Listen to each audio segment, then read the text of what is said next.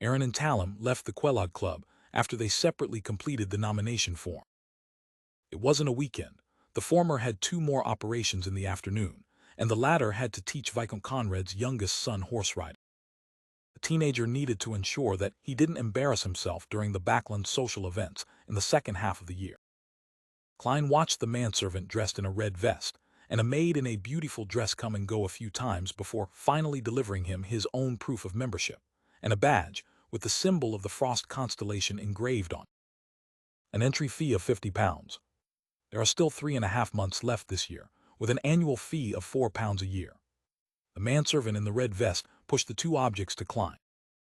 Klein took out the £57 which Mary Gale had given him and handed him £54. The amount beyond the entry fee and annual fee was Mary's first payment. She was very pleased with how quickly Klein obtained information on Dorago Gale's mistress, as well as her foe. £50 membership. Madame Mary is such a generous lady. While Klein watched the manservant and the maid verify the money and confirm the exact amount, he recalled Stellan Sammer's private introduction. Mary's father was a co-founder of the coin company and had a 20% stake. It was originally just a small company that barely made money, but as Backland's pollution worsened and the demand for anthracite and charcoal increased, the company rapidly expanded to become one of the top 10 companies in the capital's industry. As such, Mary's net worth skyrocketed. The only problem was that when she was married to Dorago Gale, the company was still quite an unknown company. Her father hadn't paid much attention to using the shares as her dowry and didn't proceed with any protection of estate gifting, and had instead used the more popular willing of gifts. The former referred to the dowry as an independent and separate estate of the woman, and not subjected to her husband's control. Even the right of use depended on the woman, while the latter assigned the dowry's ownership to the entire family. However, the husband had to immediately make a valid will to promise that if he passed away before his partner, the split of the estate would be 2 to 4 times the rights and interests of the dowry received. After which, the rest would proceed according to the normal inheritance laws, which could effectively guarantee the livelihood of the widow. If Mary initiated a divorce before she could get evidence of Dorago's adultery, the coin company shares would be divided equally between both parties. Klein remembered Stellan saying enviously, "The current value of those shares is currently close to 20,000 gold pounds." Adding the other property in their name, Mary is a truly wealthy lady. Once she's divorced, she will definitely become the target of many men in Backland, including some nobles. That's only enough money for Miss Justice to assassinate Ambassador Backerland twice. Klein suddenly thought about that when he saw the red-vested manservant and the good-looking maid bow at him. "Mr. Moriarty, welcome to the Kellogg Club." Upon hearing this, Klein picked up the proof of membership and the Frost badge. The former was made of elastic paper, which looked like a card with Klein's name and his membership start date on it. After applying an imprint of his index finger, the proof of membership was officially ready for use.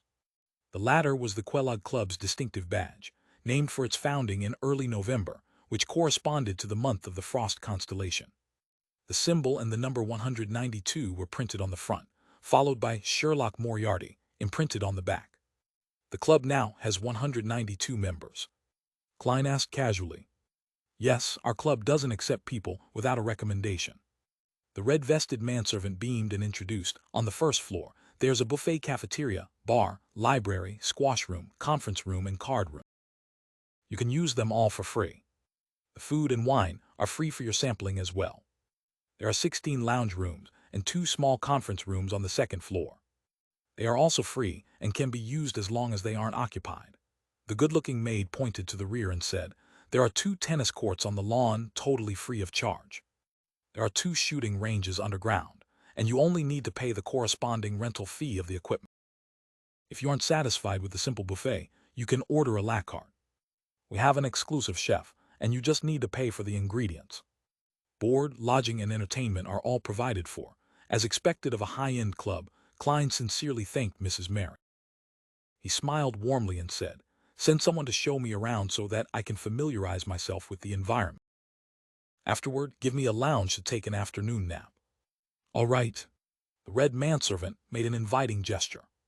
After familiarizing himself with the Kellogg Club's environment, Klein entered a lounge and carefully studied the layout of the place. He discovered it was similar to a hotel room of the later generation. It was said to be decorated in the Inti style. I have to consider how to obtain evidence of Duragu's affair tomorrow. It's simply impossible to hide the flash of the camera. In other words, I only have one shot at taking a picture, and if I do that, I'll definitely be kicked out of the club. I have to think of a safe way. Ill read through the papers later and tried to determine the progress regarding Ian's case through the news. From there I can determine which 3 days I should be guarded. Klein paced back and forth, lost in thought. At that moment, his heart suddenly palpitated as he tensed up. Is this the premonition of a clown? However, there are no scenes in my mind. Klein felt the air around him turn still like it was the calm before the storm. Soon this feeling disappeared, as if nothing had happened. Could it be that danger is approaching? But nothing like this happened when I was attacked by Merceau. Puzzled, Klein pulled out a coin and divined if he would be attacked in the next few days.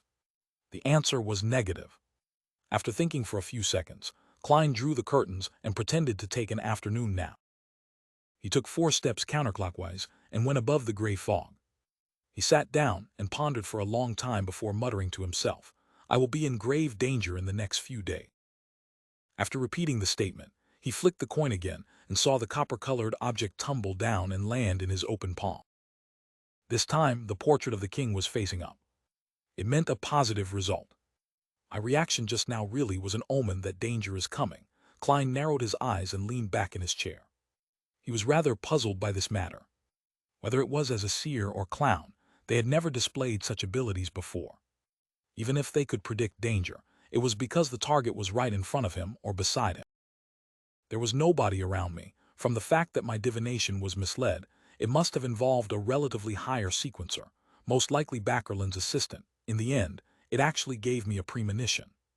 This isn't scientific. This isn't mystic. There must be something else behind it, but I can't be certain why yet.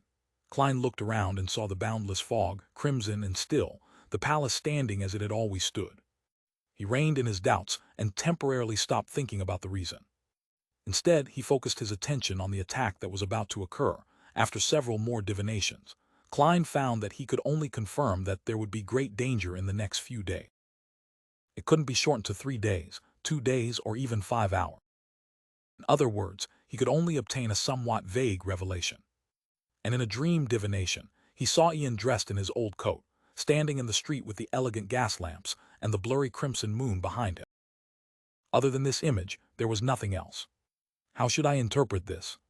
Klein thought for a moment. He could only assume that this was the prelude to danger. Without further delay, he returned to the real world, left the Quelog Club, and went to the nearby Hillston branch of the Backland Bank to withdraw the remaining £100 from his account. The sum of £1,000 from Justice hasn't been cleared yet and reconciled. Without the corresponding information sent to the branches, the account wasn't synchronized, and theoretically speaking, there was a loophole. Klein could withdraw £100 from another branch and seize the opportunity when all the accounts were out of sync. However, this was only in theory. In order to avoid similar acts, the banks had many rules on anonymous accounts. First, it was to enhance the transmission of similar information in the same city. Second, it was to limit a single withdrawal to no more than £500. And third, if the last withdrawal wasn't done locally, a telegram was needed to inquire about it. And today, Klein encountered the third situation. Putting away the money, he took a horse carriage to the Backland Bridge area and entered the Bravehearts bar. Under Kaspar's guidance, he saw Merrick sitting in the card room. He wasn't surrounded by zombies. Klein discarded the idea of using his spirituality to rap Azek's copper whistle, slapped a £100 on the table, and said to the pale Merrick, I agree to the deal. TL pay in advance of £100. I'll pay another £300 every additional day I'm protected. The protection begins now. Merrick's gaze fell past him and landed somewhere behind him. He nodded and said, all right, she has agreed. Klein turned back in surprise only to see the wall and nothing but air. He secretly activated his spirit vision, but failed to discover anything. Merrick stuffed the £100 into his pocket and said indifferently, you can return now. She has begun protecting you in a hidden way. If I hadn't divined this beforehand, I would definitely think of all of you as cheats. Klein surveyed his surroundings and deliberately acted as though he left with clenched teeth. Along the way, he would occasionally activate and deactivate his spirit vision, constantly observing the outside through the carriage windows, but he didn't find his so-called bodyguard. Back at 15 Minsk Street, Klein closed the door, went into the bathroom, turned on the tap and washed his hands. The sound of water splashing disappeared as he shook off the water droplets and wiped his palms with a towel. Then he raised his head to look at himself in the mirror to inspect his appearance. At this moment, he saw himself phasing away in the mirror before transforming into a woman wearing a black regal dress. The woman had light golden hair and blue eyes. She looked very delicate, but her face was abnormally pale. She wore a small black bonnet, lifted her skirt and bowed at Klein. This, without hiding his surprise, Klein took a few steps back and leaned against the wall. Only then did he realize that this might be the bodyguard he had hired for 1,000 pounds. The image in the mirror quickly dimmed, and Klein saw himself again. Everything had been restored back to normal. The figure in the mirror was clear, but it was as though the woman in the black regal dress had never appeared. Klein secretly activated his spirit vision, but didn't find anything. Did I just hire a female ghost as my bodyguard? She's even stranger than a female ghost. At the very least, one can see ghosts with spirit vision. Klein thoughtfully touched Isaac's copper whistle in his pocket, feeling nothing but its cold chill. Like before, it didn't have any additional changes. She's unaffected by the copper whistle. Seems like she isn't an undead creature, however, I can't be sure. Back then, the copper whistle was buried with me, but the corpses surrounding me didn't act abnormally. Was it because those buried in the cemetery have experienced a send-off by the priests and bishops? When does it work and when doesn't it? When this business with the ambassador is over, and if I'm still alive, I'll go to the cemetery and try to figure out the scope of its effect and its limits. I can't always carry a time bomb like this. Klein washed his face and walked out of the bathroom. Just as he picked up the newspaper in the living room and was going to read it in the living room or bedroom, he heard the doorbell ring. Klein's mind tensed up when he heard the tinkling sound. He put on his coat, with all kinds of materials in it, and walked towards the door gingerly. He clearly knew that danger was approaching in the next few days. After standing behind the door and waiting for a moment, the scene outside naturally surfaced in Klein's mind. The crimson moon was faintly discernible in the sky. The elegant gas lamps on both sides of the street lit up the wet road. A boy wearing an old coat stood there. His bright red eyes were deep in a drift. Ian Wright. Why did he appear? Isn't this what I saw in my dream divination? Is this the prelude to danger? Klein opened the door and took 2 cautious steps back. Detective Moriarty. Ian took off his brown top hat, bowed, and said in a low voice, I came to apologize. I'm sorry to have involved you in such a dangerous matter. Klein creased his eyebrows and probed. What you should have done is head to the police station. Ian looked around and bowed his head. T just came out from MI9. Is that the name of the military's special department?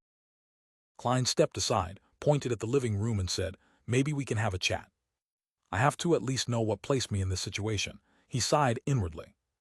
Ian didn't stand on ceremony as he followed Klein into the living room and sat in the same spot as he did the last time. He was just about to open his mouth when Klein suddenly added, if what you plan on saying will put me in greater danger, then there's no need to tell me about it. No, everything will soon be over. Ian had a calmness that was beyond his age. Klein was relieved and asked out of curiosity, so, what exactly happened?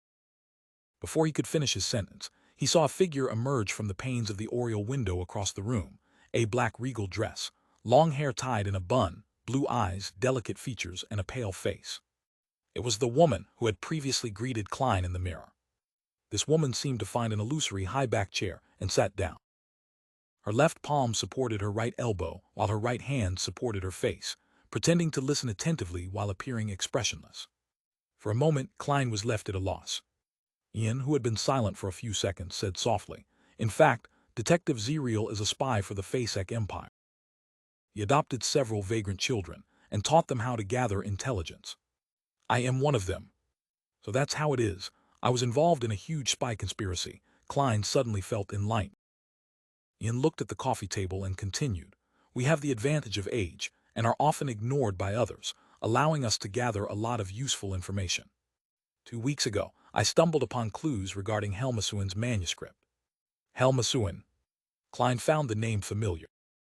Ian looked up at him and explained, Tyranny von Helmasuin, the greatest scientist after Emperor Roselle, a mathematician, a mechanist, and the father of the second-generation difference machine. So it's him. Klein suddenly remembered the relevant information. He wasn't only a great scientist, but also a crazy scientist. He believed that the inherent flaw in the existence of humans could only be fixed through machines. He loved eating sugar as if it was his own energy source. He mysteriously disappeared while researching a third-generation difference machine, and was an important figure that every country was trying to find. His manuscript. Does the manuscript involve third-generation difference machine? Klein asked probingly. A difference machine was a mechanical device for computing. It could effectively improve the efficiency of scientific research and various projects. In Klein's opinion, it was an alternative computer in the age of steam. Of course, it could only do computation at present. Ian shook his head. Team, not sure. I didn't actually see it. Perhaps it had some related idea. He paused for a moment, then went on to recount what had happened. When I reported this to Detective Zerial, he was very happy and told me to follow up on that lead while he immediately reported it to his superior. TT took me some time to determine where the manuscript was, but I was afraid of the danger, so I didn't steal it directly. I decided to return to Detective Zerial, and after that, it was as I told you. Detective Zerial's house was infiltrated while many of the tiny traps were not restored, and he didn't respond to my contact request. The Z-Manger gang tried to capture me. With your help, I confirmed the death of Detective Zerial. I took a fake tooth from his corpse. Oh, that happened after we parted. Detective Zerial told me that, inscribed on the inside of the fake tooth, there was a method to urgently contact his superior. It was a method that even he didn't know of, and was something he would only remove if an accident occurred. Klein nodded slightly and said, "So you sent a telegram?" A rare look of surprise flashed across Ian's face as he asked, "Did the people from MI9 tell you that?" "No, a friend of mine happened to see you on Bacardi Street." Klein casually made up an excuse. TC. Ian nodded in depression. I got in touch with Detective Zerial's superior in Backland via telegram and arranged the time, place, and manner of meeting, but soon enough, I was found by the Z-Manger gang. No, to be exact, it was an intelligence officer of the Intis Republic. That was what the people from MI9 people told me. Fortunately, MI9 arrived in time, and both sides engaged in a chaotic battle. I took this opportunity to escape. However, when I met with Detective Zerial's superior this afternoon, I was once again ambushed by the Intis intelligence officer. Unfortunately, I was caught by them, and I was very afraid of dying, so I told them everything that I knew. However, they didn't keep their promise and still wanted to kill me. At that moment, MI9 finally found me. It is only during such times when you look like a 15 or 16-year-old teenager. Just as Klein was reflecting over this, he suddenly thought of a problem from what Ian had just said. Back when he discovered that something important was left behind on Zerial's corpse and that Ian had successfully taken it away, he had written the matter off, thinking that the Beyonder was lacking in skill, and that the Beyonder had missed out on something because the mediumship provided little useful information. However, after confirming that the ambassador had a mid-sequence Beyonder of the seer pathway, the situation became extremely peculiar. With powerful mediumship, it was impossible for the fake tooth to not be discovered. Leaving the body in such a remote and hard-to-find place didn't seem like a trap. Combined with Ian's description, the answer was obvious. Klein nodded and said, "Have you ever thought of the possibility that Zerial's superior has traitors around him, a traitor who has defected to the Intis intelligence services? That's also why Zerial was exposed and killed when he obtained the clue to the manuscript, as well as why you were ambushed. It was because the Intis ambassador had information about Zerial's superior, which was why he didn't pay much attention to the urgent communication method inscribed on the inside of the tooth. Zerial's report to his superior directly led to his demise." Ian fell into a daze when he heard that. It took him quite a while before he clenched his fists in anger, trying hard to compose himself as he said, "I didn't think of that. You really are an excellent detective." He quietly let out a breath of air and changed the topic. "T have divulged the whereabouts of the manuscript to MI9 and everything else. They also mentioned your predicament in passing. They didn't suspect me of lying, nor did they send anyone to watch me. All of them went a vie for the manuscript. However, with that kind of pressure, no one can lie." Having said that, Ian stood up and gave a deep bow. Please allow me to apologize again. Sorry to have involved you in this. Actually, you don't need to hide anything from me. Having understood the entire situation, Klein smiled and said, No, the main problem in this matter was because I made a mistake that made me end up in my current situation.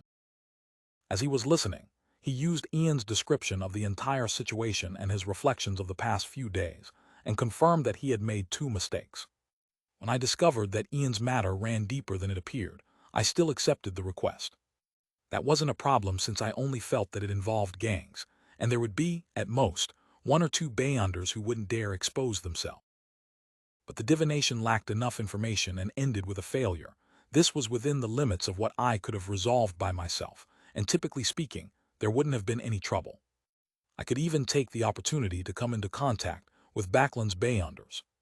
After finding Zeriel's corpse and confirming that the matter ran deep, I should have considered the sensitivity of my identity and decisively extricated myself from this case. I should have let Ian deal with the subsequent matters himself. This wouldn't be problematic and would be a rather careful choice. One of the mistakes I made was that I didn't flinch or reveal anything about Ian when Marceau came to me. I only thought that he was from a gang, and that there were some Beyonders behind that gang. Who would have guessed that it would involve a figure like the Inti's ambassador? Even more so, I never expected Marceau to be so rash. After failing his mission, he didn't threaten, intimidate me, or proceed with other options. Instead, he came straight to kill me so that mediumship could be performed. He didn't even give me the chance to regret my decision. As a result, my situation worsened. So this isn't too subjective or too serious a mistake.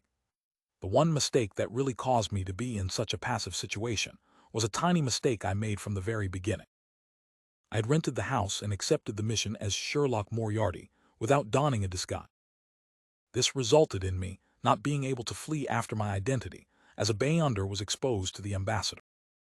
Even as I acted horrified and frantic, making MI9 and the police department believe that my taking flight would only be normal, I didn't dare flee.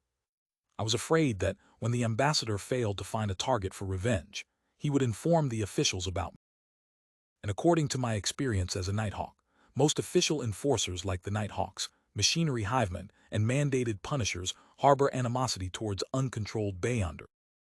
They definitely wouldn't ignore me just because I'm a low-sequence Beyonder and would begin an investigation. In time, my looks will be clear evidence. I will then be pursued by high-sequence Beyonders from the Church of the Goddess, because I resurrected despite having been involved with a Grade 0 sealed artifact. There's no chance for such matters to be suddenly forgotten or thought of as nothing by others. I had to plan for the worst-case scenario in advance, and if I only reacted when the ambassador took action, it would definitely be too late. Whether it's an assassination, finding a bodyguard, or buying items, all of them will require time. Only if the ambassador and his assistant dies or attention is diverted to the investigation of his death will I be able to resolve this latent danger. His assistant doesn't have an official status, so he can't interact with the official. For a mere Sequence 9 or Sequence 8 at best, someone whose whereabouts are unknown, there's no reason to go through the effort to report me. Of course, his death is the best outcome, then there won't be any latent danger. Compared to finding Mr. Azek for help or having attention placed on me because of 008 again, as well as being pursued by high-sequence Beyonders, assassinating the ambassador is the relatively simpler choice. Even if it fails, I can only bear one of the two outcomes. Everything originated from a small oversight at the beginning. I just imagined that in a metropolis with over 5 million people and few people knowing me while I deliberately avoided the Nighthawks, there was no need for me to don a disguise every day, since it would be easier for others to notice something amiss. Yet for such a small mistake, I would have to pay over 10,000 gold pounds as the price without having any guarantee of resolving it. I'm really like a clown, with one mistake triggering a chain reaction, only to result in a desperate attempt to balance myself so as to please the audience. This is all because of my lack of experience. This is the first time in my 2 lifetimes combined that I've ever been a fugitive. Once this matter is completely resolved, exposing my identity as a Beyonder would no longer be that dangerous. They would only think that I obtained a potion while finding a bodyguard and not doubt my origins. Of course, I'll have to get used to wearing glasses and a mustache in the future, so that the people around me will gradually get used to my new image. In the future, when they ask me about me, they will only think of this new image. Having thought through the entire matter, Klein's laugh became more pronounced, making Ian feel strained. "TT's time for me to leave. I'll need to disappear for a while, otherwise I might be thrown into jail." Ian put on his hat, bade farewell and left. Klein didn't stop him, watching him disappear into the crimson moonlight, while the woman by the oriel window had disappeared without him realizing it. Sides with both sides being aware of the whereabouts of Helmasuen's manuscript, this matter would come to an end tonight. Therefore, the ambassador would have the freedom to take revenge. Is this the reason for the impending danger? Klein gained a rough understanding of the divination results and the inexplicable omen. If he didn't have the language of foulness charm or the powerful bodyguard that cost him £1,000 for 3 days, he would have shamelessly gone to the police station or the Church of the God of Steam and Machinery's headquarters in Backland, St. Hieroland Cathedral, for a temporary stay. He could avoid any possible attacks and await the assassination of the ambassador. As for how successful the assassination would be, Klein wasn't confident either. He had already considered the worst outcome and had a plan for it. But now, with the double the preparations, he no longer wanted to avoid it. He would stay at home and pretend that he knew nothing. Deep down, he was even looking forward to having his attackers come knocking at his door. Sequence 9 Hunter Merceau was killed by me. If they send someone else again, they would at least be a Sequence 7, or even a Sequence 6 or 5. They might even come in numbers, but regardless, as long as I finish them, I'll obtain formulas and Beyonder characteristics. I can then make up for some of my losses. Yes, I'll tell Miss Bodyguard that I had good luck and managed to benefit from the black ear that I bought and became a Beyonder. After all, when the battle becomes intense, there's no way to hide it at that point. Besides, what I'm saying is nearly the truth. I did benefit quite significantly from the black ear. As Klein considered what would soon follow, he almost instinctively drew the sign of the crimson moon on his chest. May the goddess bless me that the Beyonder who comes is the one from the seer pathway. He prayed silently. As he thought of this, he looked around the room for his bodyguard. He was worried that she would run away without a sound after hearing the whole story. The lights in the dining room were warm, illuminating the coffee table, sofa, and chairs. There was no one else in the room except him. As Klein gradually grew nervous, he suddenly saw a face appear on the glass cover of the gas lamp in the living room. The face was pale, with pale gold hair and delicate looks. This lady is quite confident in her own strength. Klein's mind calmed down, and he whispered to himself, "I'm also a Beyonder. T made a gamble on an item I bought from Kaspar's gathering and benefited from it, but it was only beneficial for me." What he said was true. No matter what method he had to face, these sentences would endure a truth test. But when these two sentences were put together, one would think that the benefits made him a Beyonder. The face on the glass cover nodded slightly and quickly disappeared without any other reaction. Klein's expression didn't seem to change, but he secretly exhaled in his heart. Without taking off his coat, he went back to the sofa and picked up a newspaper and started reading. After a while, the tinkling sound echoed again. Someone had rung his doorbell again. "Who is it?" Klein immediately tensed up. He stuffed his hands into his pockets, touching his tarot cards in language of foulness charm. He slowly walked towards the door, and with the help of his abilities as a clown, he predicted what he would see after opening the door. The crimson moon was still faintly visible, the elegant gas lamps were unchanged, and a sergeant in a black and white checkered uniform with 3 chevrons on his epaulets was impatiently waiting by the door. He had a short, brown beard, and he was none other than the sergeant who had dealt with Sherlock Moriarty's case of self-defense. I think Jurgen mentioned his name. Sergeant Faxon. Well, I can receive the £10 bail tomorrow or the next day. What is he doing here? Did M9 send him to find Ian Wright? Or to inform me that I should temporarily hide away from danger? Confused, Klein grabbed the hand. Inside the Inti's embassy of Backland's Westborough, the lights were on. The scent of various perfumes and alcohol, accompanied by melodious melodies, stretched out to every corner. A ball was being held. During his years as an ambassador, Backerland had often held balls at the embassy, inviting the kingdom's bankers, big factory owners, philanthropists, and other well-known, rich and powerful people, as well as lawyers. Random opportunities were also given to some of the lower-ranked merchants. In this atmosphere, he would tell the guests about the prosperity and openness of Trier, and how the Inti's republic was no longer dominated by the likes of the nobles, bankers, factory owners, and lawyers. They directly and indirectly took over a large portion of the parliamentary seats, determining the direction of the government policies, enjoying true freedom and high statuses. Today, Bakerlin was doing the same thing. With a wine glass in hand, he flitted around the guests, as if to prove that he was present at the ball without leaving. They should have gotten the manuscript by now. After learning that Ian Wright appeared at the telegraph office from that trembling detective, I've been putting plans into action. Now is the time to reap the rewards. Bakerlin, with his thin but classy face, took a sip of the blood-like Almere wine and headed for the balcony, intending to take a breath of the cool night air. After learning that Ian had sent the telegram, as a veteran conspiracist and professional intelligence officer, Bakerlin was acutely aware that Ian was contacting his superior's superior. Therefore, he quickly made the double spy that had infiltrated the Fasek Empire's Backland intelligence team investigate and obtain the meeting time, location, and manner agreed upon by Ian and the team leader.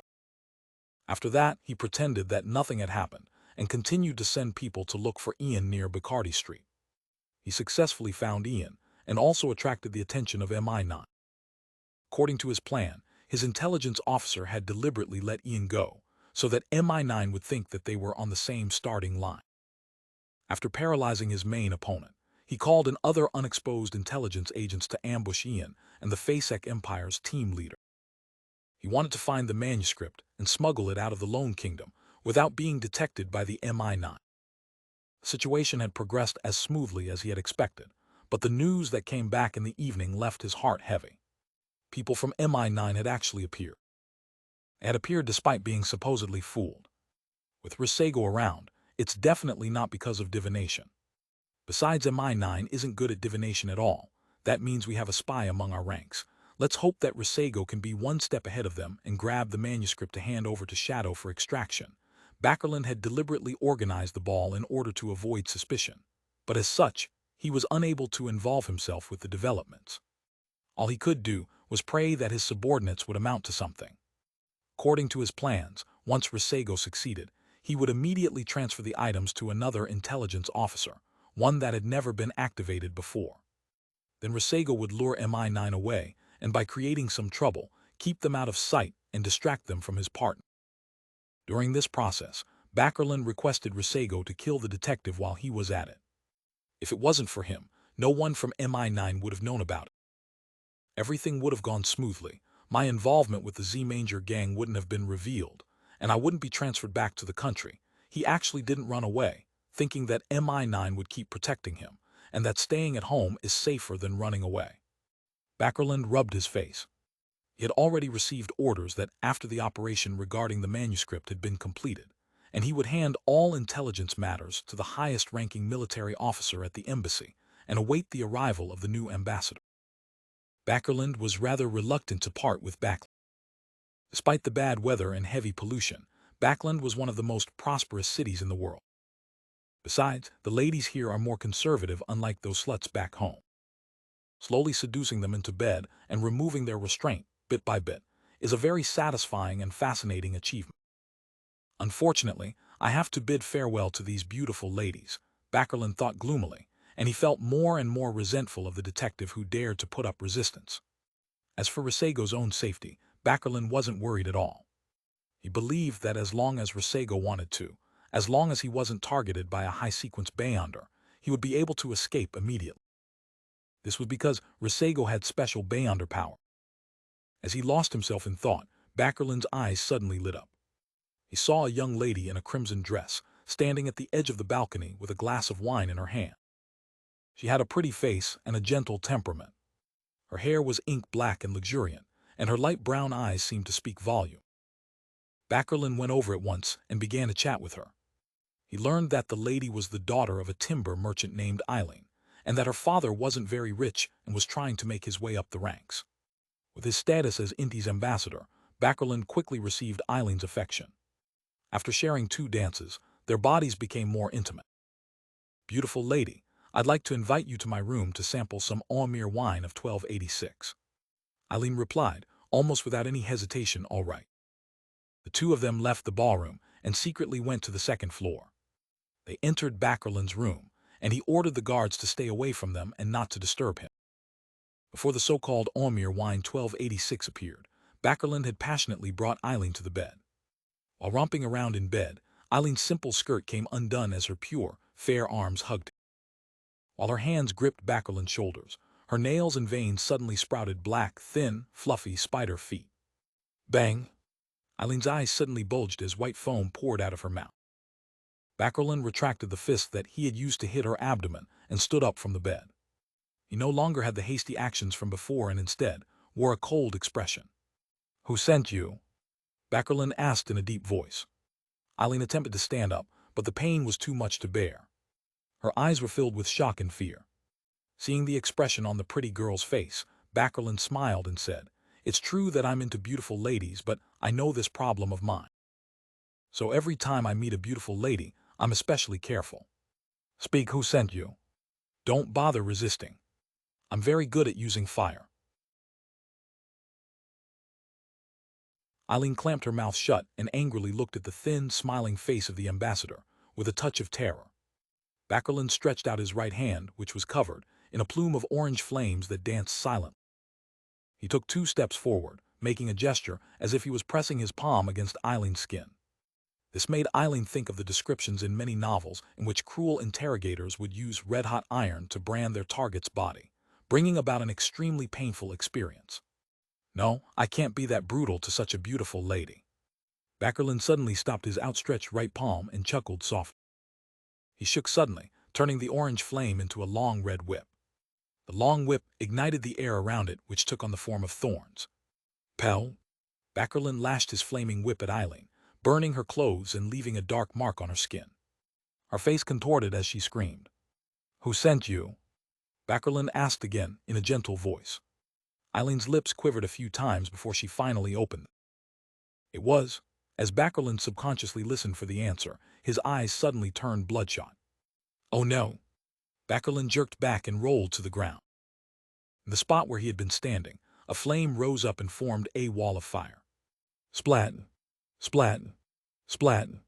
Rain like blood and flesh splattered against the wall and produced sizzling sound. Some of them penetrated the flame, leaving a thin trail of blood on the ground. At the end of this path was the Inti's ambassador, Backerland, who had stood up once again. He saw that Eileen's abdomen had been torn open, and 2 arms wrapped in viscous liquid were sticking out from inside. With a sudden push of the 2 arms, a figure drilled its way out from the belly of the beautiful Eileen. It was covered in a thick, squirming blood-red liquid that continuously dripped down, and it was about the size of an adult male. It was hard to imagine that a normal woman like Eileen, with no protrusion in her abdomen, would actually have such a thing hidden inside her body. How was it stored in there? Boom! The body below Eileen's head exploded completely, turning into pure flesh and blood, surging into the form of a humanoid figure, and mixing with the dripping liquid to turn into a strange red robe. The figure revealed its true appearance. It was so beautiful that it looked like a woman. The blood-red robe it wore looked like a blossoming flower under the illumination of the flames. Rose Bishop. As a veteran intelligence officer, Backerland immediately identified the name of the corresponding sequence before him. Sequence 6 of the secret suppliant pathway, Rose Bishop. Every Rose Bishop was an expert when it came to flesh and blood magic. Beyonders at this sequence could hide inside the bodies of others, thereby avoiding all sorts of investigation. But the moment they emerge, the hosts would lose their lives. "For the Lord!" Eileen's remaining head let out a low cry and closed her eyes forever. The Rose Bishop stretched out its right hand and tapped its chest 4 times in the order of bottom to top, right to left. With the color of blood and the light from the flames reflecting in his eyes, he looked at Backerland and took a sudden step forward with his right foot, passing through the wall of fire. He didn't receive any damage from the fire, with only dark red liquid that continuously dripped down. Backerland retreated once again as he suddenly raised his voice. "Someone, help me!" Although his most capable assistant, Risego, and several intelligence agents had been sent on a mission, there was still no lack of Beyonders in the embassy. They were military officials who had received permission from the Lone Kingdom. They were the defensive forces that were available. 1 Sequence 5, 1 Sequence 6, 3 Sequence 7, and a combination of nearly 10 Sequence 8s and 9. Backerland's voice echoed around the room, but it didn't exit the premises. The music outside didn't stop, and the ball continued. It was as though the room had become a completely isolated world. This, Backerland stopped his shouting, narrowed his eyes and looked around. The Rose Bishop was in no hurry to act. He said with a chuckle, "It was by your own will, the rules that were decided by yourself. You told the guards not to disturb you or come near, or let anyone close. Yes, I simply magnified your will and rules and made a slight distortion. If you want to escape this isolation, you have to defeat yourself." Backerland's expression changed slightly. What appeared to be the compliance of rules was, in fact, a distortion of them. The characteristic of using the power of authority to serve oneself made him think of another sequence's name. Baron of Corruption. Backerland growled. This was the lawyer pathway, which was sequence 6 of the Dark Emperor pathway. Before he could finish his sentence, Backerland's face suddenly turned extremely gloomy as he blurted out, "Shepherd. You're a shepherd. Who are you from the Aurora Order? Mr. A. Why are you assassinating me?" The Rose Bishop no, Shepherd chuckled. "You don't need to know who I am. Accept the Lord's blessings." His body suddenly stiffened before he could finish his sentence. It was as though his joints were covered in rust, and he seemed to have turned into a puppet. Backerland laughed rapturously. The gloominess from before disappeared in an instant. He took out a white handkerchief from his left breast pocket and wiped the corner of his mouth. "Team, glad that you were able to chat with me for so long. It gave me enough time." After the white handkerchief was taken away, a thumb-sized head emerged from his left breast pocket. It was the head of a puppet with completely black eyes. The shepherd opened his mouth and was about to speak when he heard a hollow voice that seemed to come from afar. "You," after pausing, his body suddenly burgeoned and his skin turned dark. Two curved goat horns with strange, sinister patterns sprouted from his head, as well as wings behind his back that reeked of sulfur when they flapped. The shepherd instantly moved 3 meters forward, having transformed into a devil-like creature. But even so, it was as if every one of his joints was firmly shackled. His movements were stiff and slow, and his thoughts were starting to blur. "You still have the power of the devil. As expected of a shepherd, let me send you to your lord." Without further ado, a flaming long spear with a blazing white tip materialized in the middle of Backerland's right palm. He bent his back, about to throw the spear to pin the shepherd to the wall and burn him to ashes. Sequence 7 Pyromaniac of the Conspiracist pathway had the ancient name, Fire May. Cough, cough, cough, cough. At that moment, Backerland began to cough violently, coughing so hard that he felt as if he was about to spit out his heart and lungs. His flaming spear lost control from his coughing and disappeared, inch by inch. His face flushed red, and his forehead was scorching hot from his coughing fit. His influence on his enemy, that he derived from a mystical item, was lifted. The shepherd was freed from his sluggishness and returned to normal. "Why do you think I was having such a long chat with you? How does severe pneumonia and an unstoppable cough feel like?" the devilish face asked, with the corners of his mouth hooked. Upon hearing these words, Backerland suddenly recalled the enemy's beautiful and enchanting appearance when he first appeared, and regretfully said, "Cough. Cough. A disease. You cough. Cough. Killed a cough. Cough. Cough. A demoness of affliction." The shepherd dispelled his devil-like form as his figure turned into a series of stacked after-images. He chuckled and said, "No, I only received a gift from Saint Tenebris.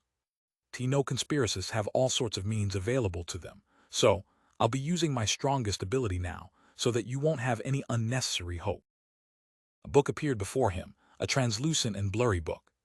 The ancient book flipped rapidly and with a soft chant, "I came, I saw, I record. As long as I have recorded it, PLL be able to use it once." This is an ability that Saint Tenebris had deliberately demonstrated to me. Although I only have half of its original effect, it's still enough. The shepherd's voice turned hollow, and his body was enveloped by the darkness that spewed out from the book. He quickly turned into a small giant, about 2.3 to 2.4 meters tall. His entire body was covered in cold, black armor. At the space where his eyes should be, there were 2 glowing crimson-red blobs.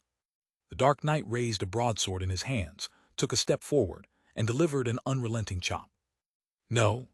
Why?" As Backerland tragically screamed, the layers of flames that gushed out of his body were split apart. All sorts of lights exploded and were split open, and his body was split into 2 halves. Thud.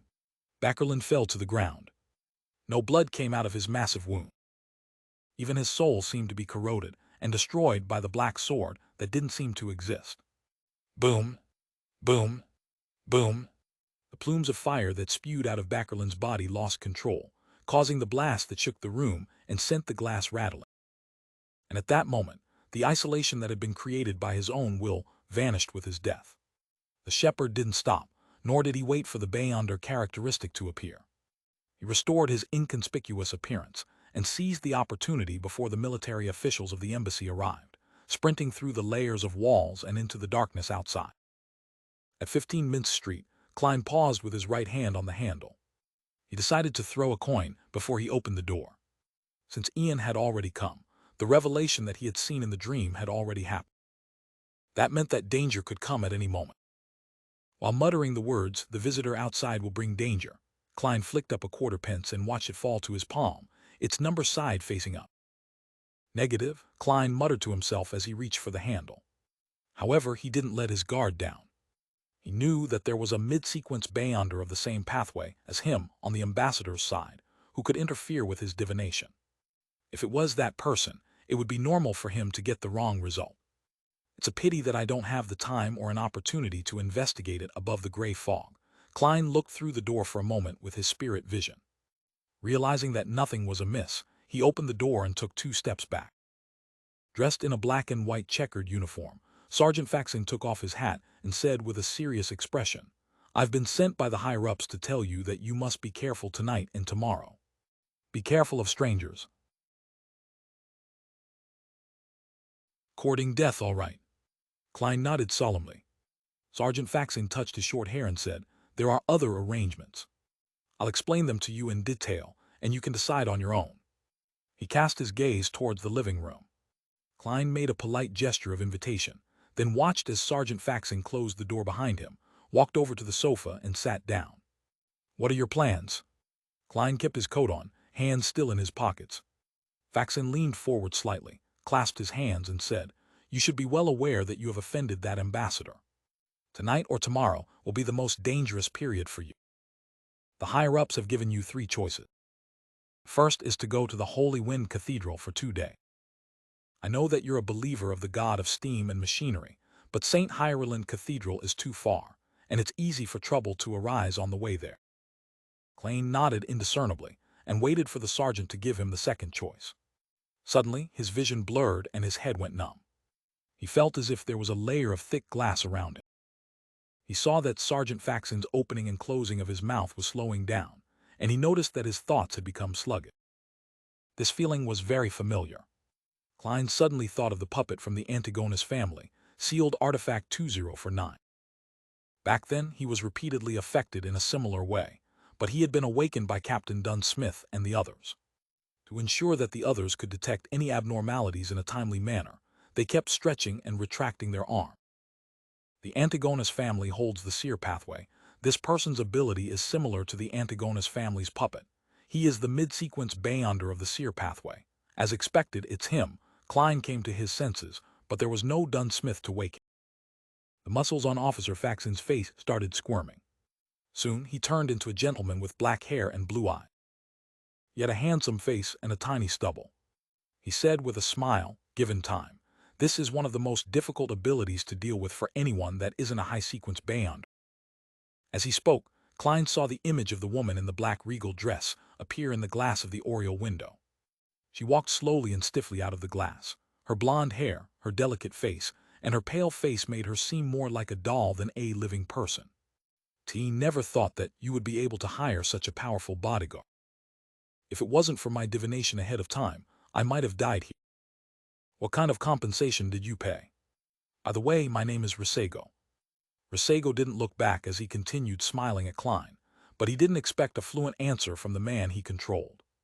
At that moment, he suddenly felt a cold breeze blow across his neck, causing his hair to stand on end as goosebumps appeared all over his body.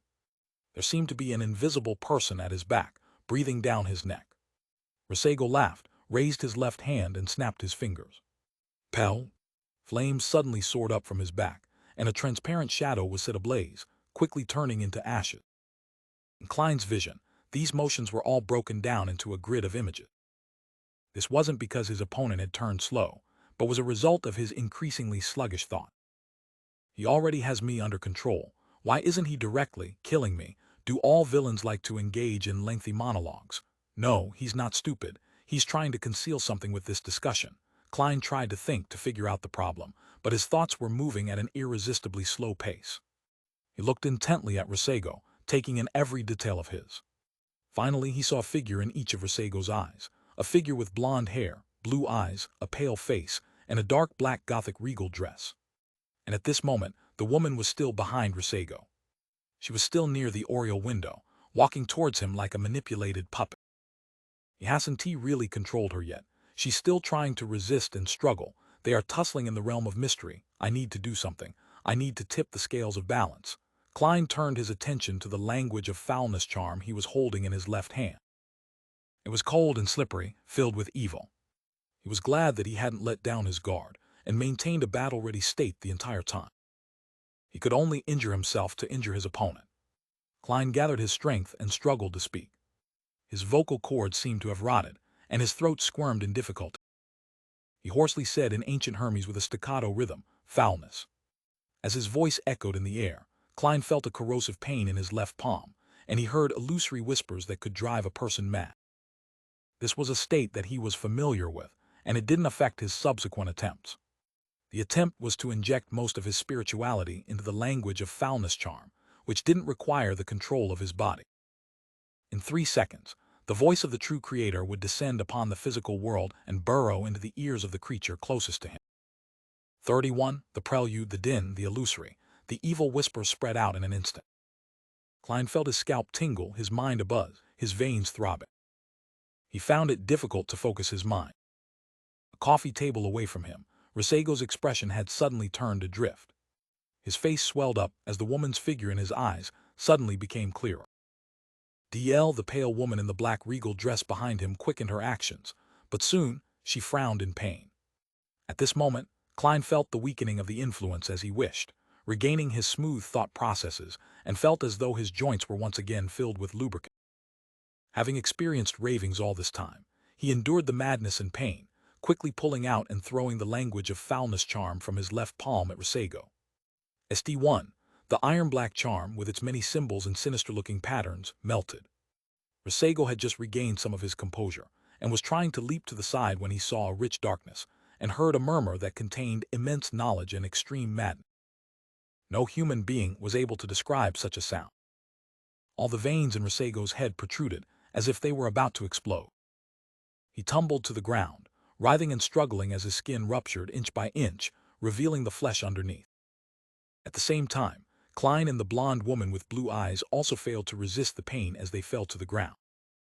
Each of them let out tragic screams. The excruciating pain felt like someone had stabbed their temples with a drill rod. Their eyes turned bloodshot as red liquid ran down their noses. They could neither see nor feel the outside world. The experienced Klein was the first to recover. He staggered to his feet and saw that Risego had torn off his clothes and stripped off his skin, exposing his flesh and veins. He was like a legendary red monster that had been skinned. He constantly tumbled around the ground while groaning in pain, as if he was about to lose control. Klein didn't wait for the result, because he couldn't afford the possibility of the other party gaining the benefits, as well as becoming a devotee of the true creator. He believed that the evil god was definitely infuriated as well. Pulling out his revolver and adjusting the barrel to the firing position, Klein took 2 steps forward, circled around the coffee table, and put the muzzle of his gun against Risego's head. Bang, bang, bang, bang, bang. Dressed in his black double-breasted suit, he stared at his enemy intently as he shot 5 rounds in a row, watching his enemy's head swell and explode into a mixture of red, white, and black that splattered all over the floor. "Captain, thank you for demonstrating this to me before," Klein panted while he lowered his revolver before he beamed brightly. In front of him, Risego's headless corpse faltered a little before collapsing to the side of the sofa. Only then did the woman in the black Gothic regal dress stop her scream. Her struggles and rolling slowed down, but her skin seemed to turn a lot more translucent. Seeing the flesh on Risego's corpse squirm, Klein didn't hesitate to use his self-created requiem charm. Under the calm and serene atmosphere, the corpse finally stopped moving. Upon seeing this scene, Klein thought of something. He took out another charm and chanted in a low voice, "Crimson." Then he injected some of his spirituality into it and threw this charm at his bodyguard, the woman with the pale golden hair and pale white face. As the slumbering powers emanated, the woman who was still weakened under the effect of the lingering voices instantly quieted down as she fell into a deep slumber. Just to be sure, Klein threw another slumber charm, afraid that he would be interrupted during what he was planning to do next. 15 Mince Street once again had its peace.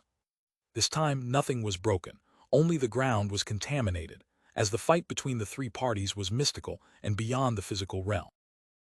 Looking at Risego's corpse and then at his sleeping bodyguard, Klein mocked himself. It's also good to court death often. At least I gained some immunity. He didn't attempt the mediumship ritual immediately, because Risego was now tainted by the true creator, and directly communicating with the spirit was tantamount to committing suicide. But that didn't mean Klein had no choice. He planned on doing the mediumship above the gray fog by bringing Risego with him. With his current spirit body's level, even with the augmentation provided by Azek's copper whistle, he was unable to move a portable camera, much less a corpse that was several times heavier. However, mediumship wasn't done with a corpse, but the channeling of the remnant spirituality. Klein took out a candle, quickly set up a ritual ceremony, summoned himself, and responded to himself, turning into a special spirit body. After becoming a spirit, he saw the distinct remnants of Risego's spirituality, and he realized that Miss Bodyguard's physical condition was a little strained. She was actually in quite a similar state as he was, but there were also great differences. Without wasting any time thinking, Klein carried Azek's copper whistle, wrapped the remaining of Risego's spirituality, and entered above the gray fog. After conjuring the appropriate ritual items and setting up a simple altar, Klein quickly began the mediumship ritual. During this process, he was shocked to discover that he no longer needed to pray to anyone to be able to directly communicate with the spirit. It was like he was a real spirit medium. Phew, is this some special power that I possess in the mysterious space above the gray fog? Thought flashed through Klein's mind as he began to recite the divination statement. The potion formulas for the seer pathway. The potion formulas for the seer pathway. Klein leaned back in his chair and tried to communicate with the spirit via dream divination. In a gray, illusory world that didn't seem surreal, a gas lamp suddenly lit up, illuminating the stone slabs on the ground and a desk with a goatskin scroll placed on top of it. After the seer and clown formulas appeared one after the other, Risego stood there with a fur shirt, listening to a voice of unknown origin. Before the advancement, I have to warn you that you've been too reliant on divination. Divination is a revelation, a result. It is unable to tell us the process. For example, you might decide to invest all your money because your divination says that a railway stock can make money. But in fact, what that revelation really means is that in the long run, in 30 years, the railway stock will make money, and before that, it will fall more than it rises. Fate isn't so easy to master, and there are many times when it's impossible to quantify. Divination isn't all-powerful. In addition, divination can be interfered with and cause you to be misled. There are too many things in this world that cannot be understood. If you completely rely on divination, then you'll definitely die because of it. Divination is a revelation. It must be combined with one's own carefulness, caution, and self-control. Risego was unable to divine the corresponding danger, because the language of foulness was involved with the mysterious space above the gray fog, and that led to him dying at my hand. Otherwise, with his mystical abilities, it would have been difficult for Miss Bodyguard and I to escape today. This is also a reminder for me. Even if I had the gray fog to isolate all interferences, I cannot afford to be careless. No matter how certain my actions are, I need to leave some leeway from these words. It seems like they aren't aware of the acting method. Otherwise, some of those words could be directly summed up as being respectful and fearful of fate. As his thoughts raced, Klein heard Risego's reply as he unfurled the parchment. Sequence 7. Magician, main ingredients, 1 true root of a mistrine, all the spinal fluid of a dark patterned black panther. Supplementary ingredients, 60 ml of purified water, 30 ml of mistrine's juice, 3 grams of droplet gem powder, 4 drops of fantasy grass essential oil. Magician, this is also part of a circus. It can form the foundations of a circus with seers and clowns. Klein first lampooned before he recalled the suited clown that he had encountered before. From the looks of it, he was a magician. His ability seemed to include firing air bullets, the ability to fire air bullets, flaming jumps, and drawing slips of paper as weapons. Not bad, just being able to cast spells quickly can greatly increase my battle prowess. As these thoughts flashed through his mind, Klein saw the scene before him change. This time it was a splendid room, surrounded by golden statues and ornaments. It was the same voice from before, but it reminded Risego of the same thing. According to my experience, after you consume the faceless potion, you have to remember this point. You can disguise yourself into anyone, but you are ultimately yourself. Faceless. Sequence 6 of the Seer Pathway is Faceless Man. This should be the Beyonder power that allowed Risego to transform into Officer Faxan. From the looks of it, the fake detective Zerial was also played by him. Creeping hunger allowed Kalangos to transform into a person with different looks. This matches this Beyonder power. From the looks of it, some faceless died at his hand. Such a power cannot augment a person in a straight-up battle, but it's more useful than 90% of all Beyonder powers in many occasions. It's no wonder that Risego dared to come and attempt to kill me, and wasn't afraid of falling into a trap. This power is of great significance to me. At this thought, Klein's eyes widened as he saw Risego pick up a thin gold page with words written in Hermit. Sequence 6, Faceless. Main ingredients: mutated pituitary gland of a thousand-faced hunter, characteristic of a human-skinned shadow. Supplementary ingredients: 80 ml of a thousand-faced hunter's blood, 5 drops of black Jimson weed juice, 10 grams of dragon tooth grass powder, 3 strands of hair from a deep-sea naga. Thousand-faced hunter. That seems to be a type of dragon, but not a particularly powerful kind. It shouldn't be a dragon of the spiritual system, but it's still extremely rare. It's almost extinct. Klein instantly recalled the corresponding mysticism knowledge. At this point, the scene before him didn't change, but Risego's attire and location did. He wore a white wig, a dark tuxedo, and had a thick beard. This advancement is no longer as simple as before. The potions must be consumed in conjunction with a ritual. If you succeed, you'll obtain one of the most irresistible Beyonder powers beneath that of the high-sequence Beyonder. The speaker's voice had changed, turning into one that sounded even older. Having expected that, Risego asked, "What's the ritual?" "Go to the sea, find a mermaid, and drink the potion while she's singing." The speaking old man opened an ancient book that depicted countless mysterious symbols in it. Suddenly, a ray of light flashed from the book's surface as lines of ancient Hermes appeared in midair. Sequence 5, Nimble Right Master. When Klein saw this, he suddenly had a headache. It was a signal that his spirituality was close to being drained. In the previous battle, just the language of foulness charm alone had consumed most of his spirituality. Later on, not only did he use 3 more charms from the Evernight goddess's domain, but he had also summoned himself and responded to himself.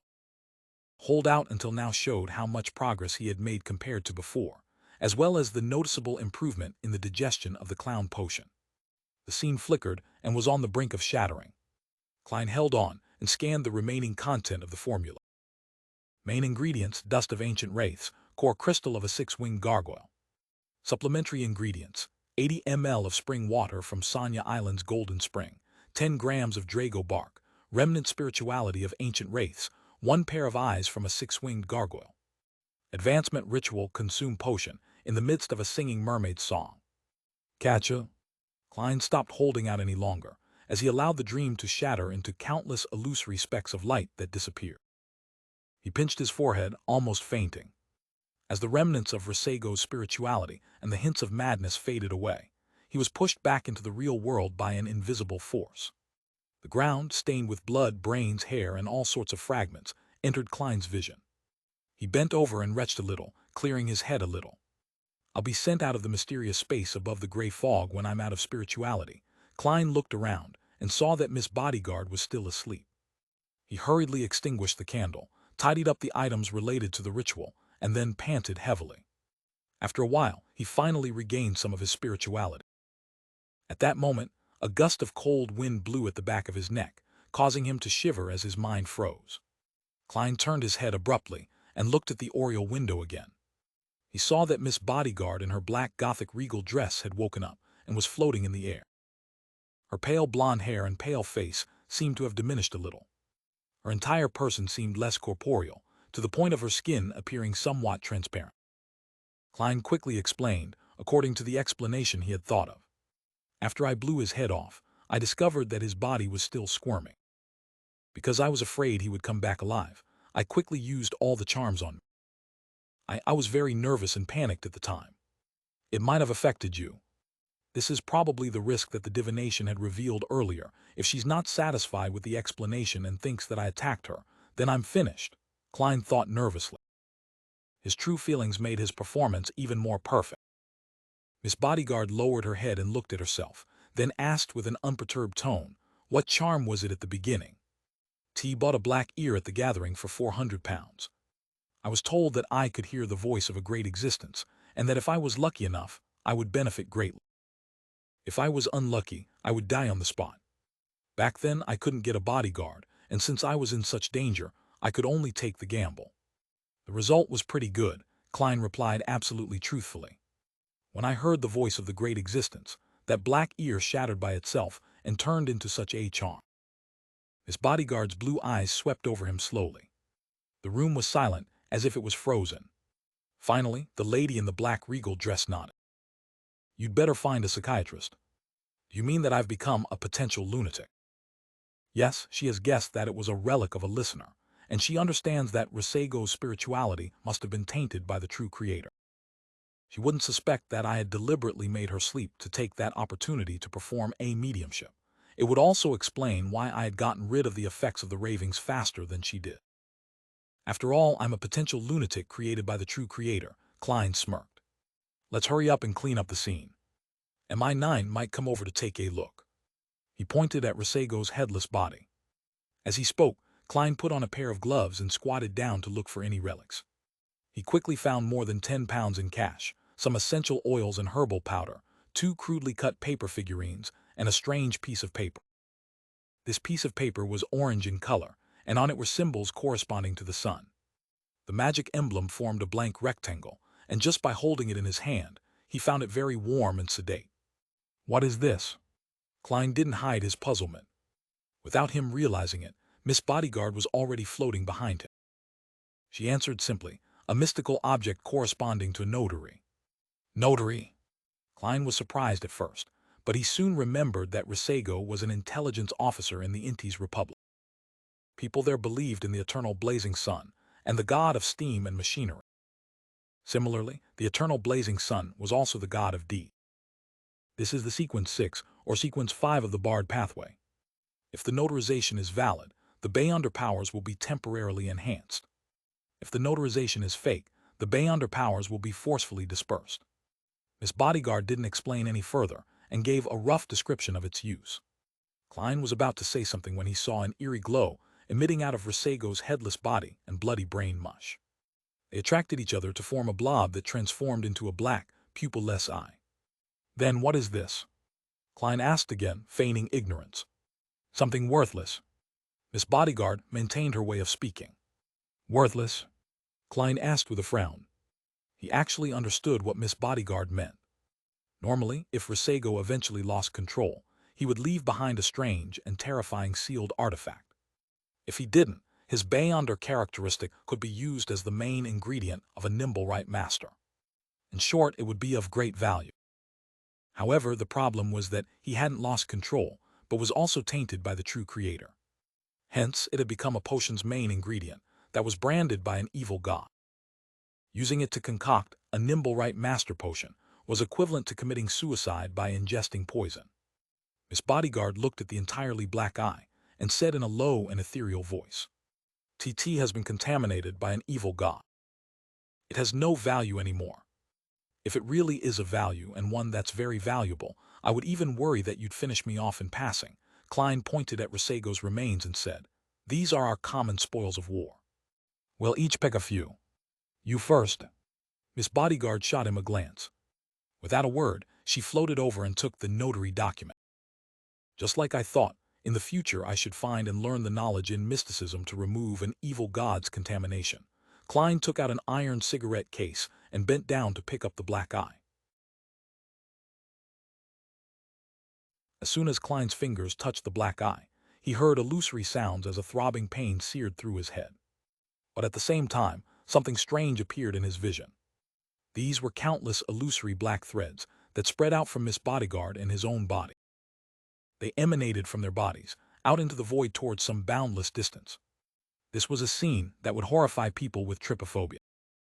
Klein suddenly gritted his teeth, unable to endure the corruptive feeling any longer as he placed the black eye into the iron cigarette case. Everything restored to normal, and the negative side effects he suffered subsided. Only then did Klein have the energy to make guesses. Is that the essence of a Nimblewright Master's Beyonder power? It allows one to see and control certain threads, connecting every person's body and spirit. What a pity that it's contaminated. The side effects are too great, and it cannot be used as a mystical item.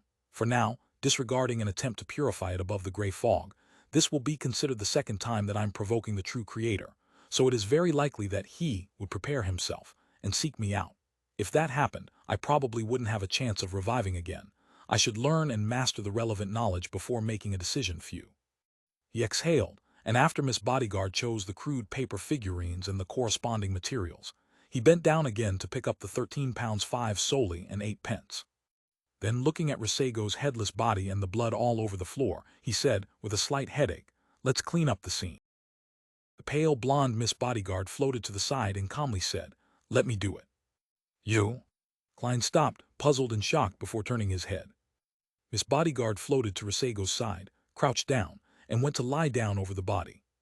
He slowly sank in and fused with the corpse. The fingers of Risego's body twitched twice, and the blood, brain matter, and fragments around it flowed backward, forming a new head at the neck. However, the head was covered with countless cracks, just like a disgusting toy made from tiny fragments. It was like glass that had been shattered, but didn't crumble immediately. There was still blood and brain matter flowing inside it, as well as the reflection of the bullet from the revolver. Klein couldn't help but take a step back, feeling that this was definitely one of the most terrifying forms in any ghost story. Risego's corpse climbed to its feet, picked up the police cap, and half covered its face. The murder scene had been cleaned, leaving zero traces. Incomparable professionalism. Klein marveled in his heart. He watched as Miss Bodyguard steered the corpse to lumber to the door. He subconsciously warned her, "Don't take a carriage or walk in brightly lit places. It would frighten the carriage driver and other passers-by." Miss Bodyguard didn't stop, completely ignoring his words. Suddenly, Klein thought of something. He realized what he had overlooked as he quickly added, "On the way back, go to the Rice police station, Sergeant Faxon's home, or search around Minsk Street for the clothes Risego was originally wearing."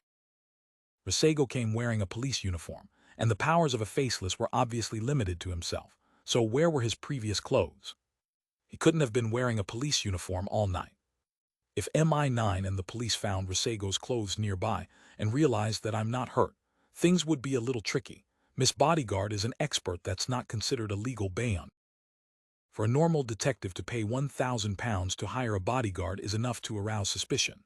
Klein kept thinking, trying to seal all the loopholes ahead of time. Just as he was about to use his divination ability to help Miss Bodyguard find Risego's old clothes and return the missing uniform, Risego's corpse paused and replied in a rusty voice, "I know." She seems very confident. "Oh right, Miss Bodyguard's state is between the physical body and the spirit body, and the principle behind divination is to travel the spirit world with an astral projection. Thus, she can rely on her instincts to divine." Having realized this, Klein didn't say another word. He handed the cartridge case to Risego's corpse and watched it open the door, walk out, and close the door politely. "The spoil of war that I chose is a Beyonder characteristic contaminated by the true creator. I believe that no one would be able to divine it. Even if they did, they would feel the danger ahead of time and wouldn't dare to proceed with the divination." While thinking over the matter, Klein walked back to the sofa and sat down, feeling a lingering sense of fear. The battle had lasted no more than a minute, nor had it been fierce enough to destroy anything, but the ferocity and danger of it had been second only to what he had experienced when facing Megos and the baby in her womb. Even with the powerful Miss Bodyguard and the language of foulness, he had almost fallen under Risego's control and killed without being able to put up a resistance. The ability of a Nimblewright Master is very odd and very powerful. According to the law of Beyonder characteristics conservation, the Beyonder characteristic left behind by Risego should include all of the main ingredients of the potion sequences 5, 6, 7, 8, and 9. If it wasn't contaminated by an evil god, If it was matched with the supplementary ingredients, an ordinary person could instantly become a sequence 5 Bayon. Of course, this kind of advancement method, one depending entirely on luck, has long been abandoned by history. It's the most primitive and most dangerous method. Advancing step by step according to the sequence is the best way that has been verified by the lives of countless predecessors. If I can get rid of the corruption of the true creator in the future, then I can also use the Bayonder characteristic left behind by Resego when advancing from sequence 6 to sequence 5. The additional characteristics will only make me stronger, like the captain. As Klein recalled the past, he raised his hand to pinch his forehead. He turned to think about something more important. Resego's appearance meant that the struggle for the manuscript had ended. Could his lack of charms have to do with him finishing all his charms in the battle? To come at such a critical juncture, it's likely he had the intention of diverting attention. MI9 probably didn't expect him to seek revenge so boldly under such circumstances. They didn't send anyone to monitor me and could only passively wait for Resego to give them the signal. Resego was Backerland's assistant, and his actions should be directed only by Backerland. After his death, as long as Backerland is dead, there would be no more latent dangers left.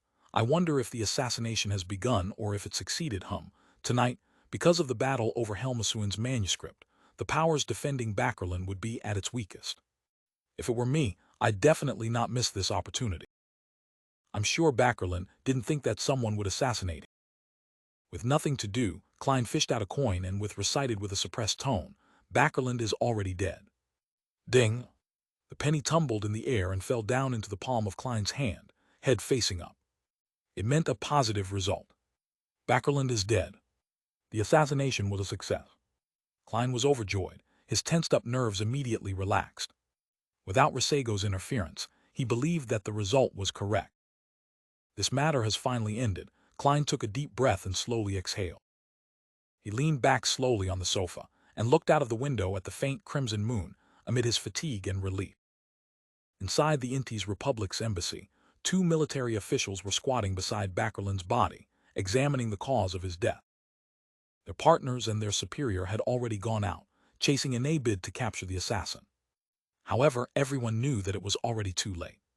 There was no hope left.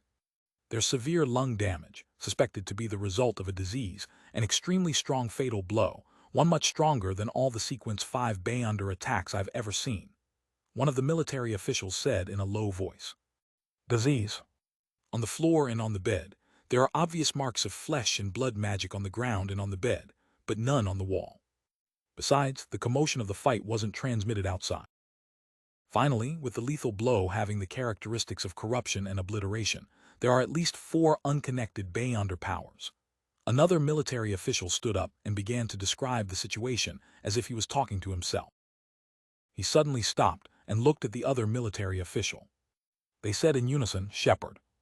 After a few seconds of silence, the squatting military official frowned and said, "It might be a group with at least 4 different Bayonders.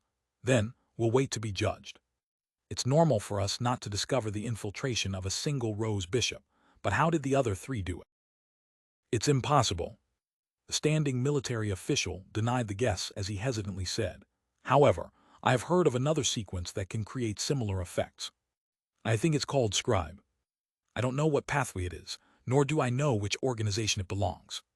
The squatting military official nodded and said, "A shepherd is the prime suspect. The Aurora Order are a bunch of lunatics. It's nothing odd for them to do anything. Let's begin investigating the identity of the woman that seduced the ambassador. Damn it, the Lone Kingdom definitely won't permit our investigation. Those Aurora Order bastards are lunatics who deserve to be FCK'd by donkey." The standing military official shook his head in frustration. They were bound to be punished for the ambassador's assassination. At 15 Mince Street, Klein pretended as though nothing had happened. Putting up with his fatigue, he flipped through the papers. After about 20 minutes, he suddenly saw Miss Bodyguard, in her black regal dress and long, pale blonde hair, appear in the oriel window. "T.S. it done?"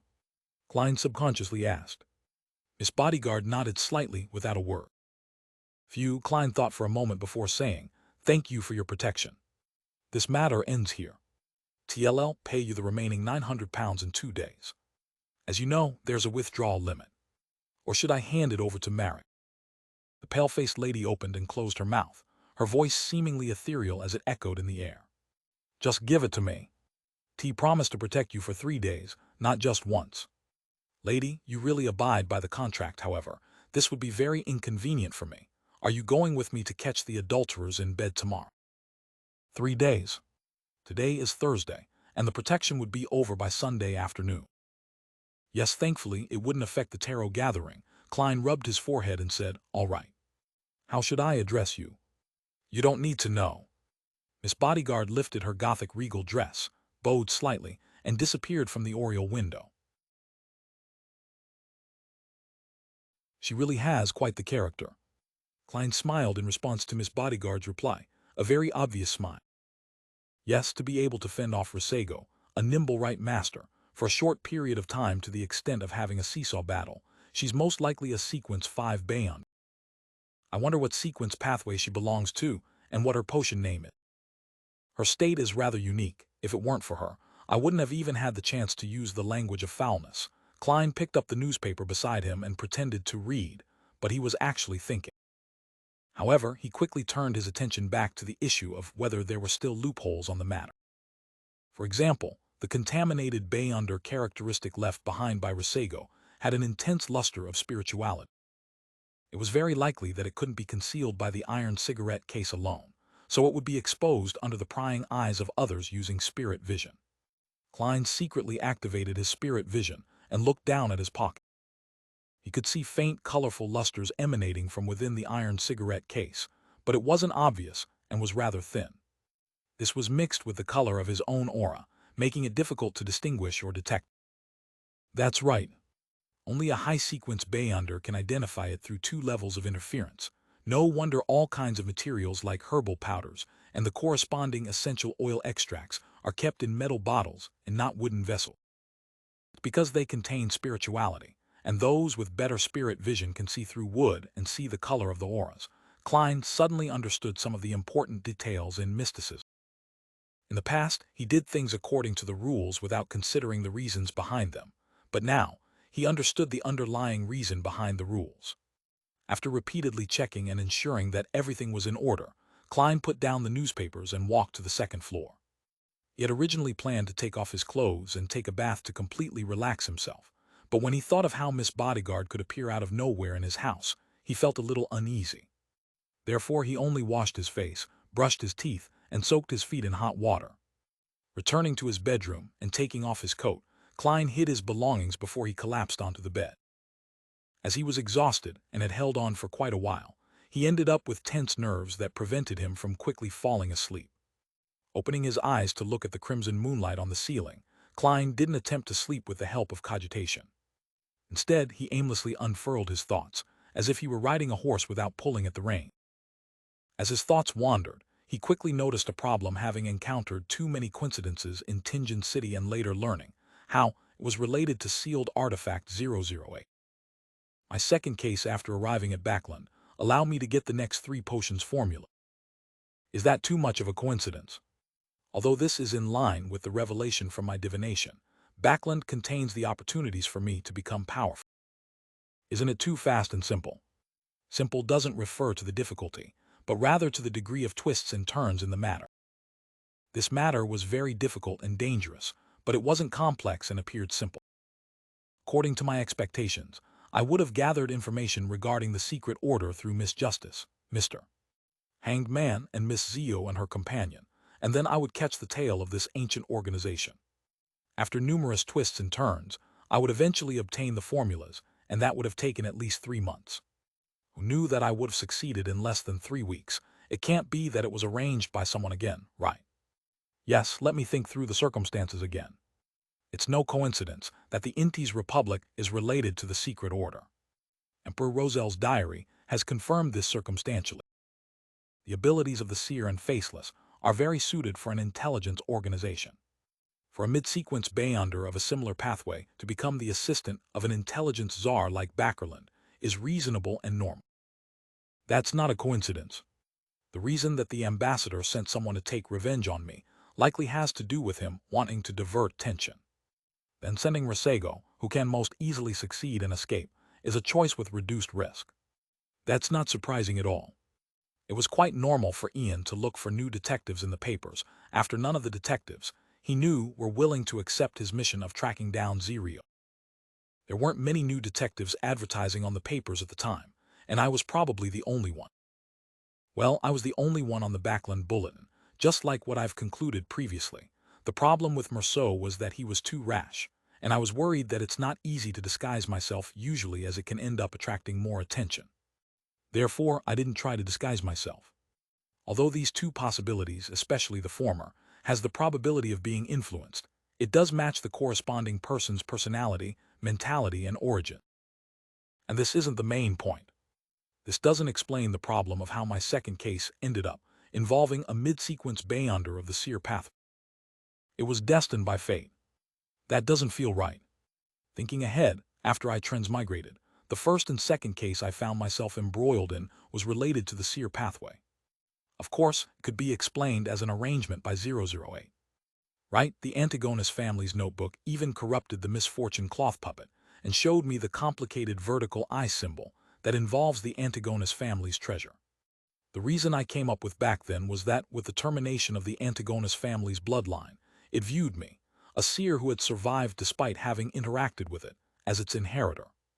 Now that I think about it, this reason is extremely trifling. What if I'm a devout believer of the Evernight goddess? However, I only made a guess at that time and didn't confirm it. The Antigonus family's treasure is obviously related to the seer pathway. Thinking deeper, why did I transmigrate?